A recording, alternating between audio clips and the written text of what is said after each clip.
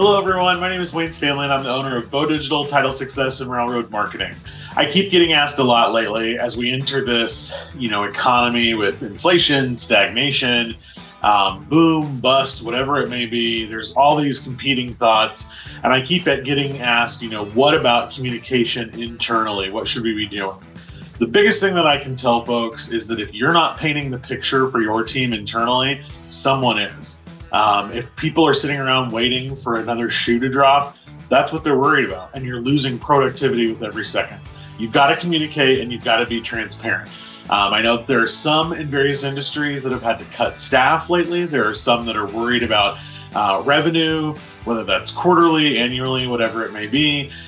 You've got to talk about this stuff because people hear all kinds of things right now. There are things happening in the media, in your industry publications, in their local markets, whatever it may be. They're hearing it from all sources. And if they're not hearing from you, they're filling that void somehow. Some of your team may even be looking. And so I know there are a lot of companies right now that are also still trying to fill positions. We're in this weird economy, and yet people are still trying to hire and fill positions, sometimes that have been open for several years now. Really look at those descriptions for open positions within your organization. Try to determine what is your unique selling point. What are you better at than everybody else? Why should someone leave their current job and come work for you? Most of the things that we sell in terms of open positions, jobs, things like that, people often say, well, we don't have benefits that are super competitive.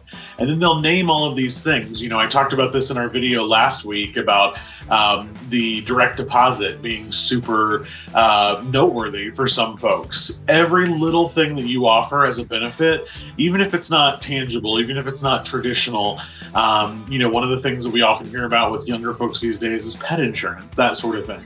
I also see a big misstep with a lot right now that are looking for millennials. And, they'll say in their job description that millennials are, this is a great job for a millennial worker trying to build their career. I think it's important to remind folks that the oldest set of millennials at this point are about to turn 40 or have just turned 40. So many have been in the workforce for about 20 years now.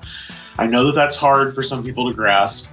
And I know that as the elder millennial coming your way with this, that's hard to hear sometimes, but the millennials aren't looking for a career to jumpstart their leadership or to learn the ropes. Many of them are looking for their career that's going to be, the next 10 plus years of their life, sort of the golden age of their working years.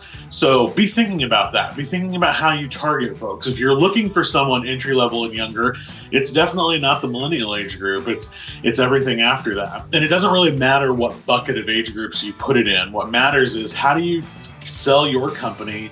How do you really convey the benefits of working for your organization and your culture? And then how are you going to get somebody to, again, decide to leave their current job for you? That's a big deal. So you've got to communicate that. So whether you're communicating the tumultuous changes that are happening right now with your current staff or you're trying to attract new staff, I hope that this can help a little bit.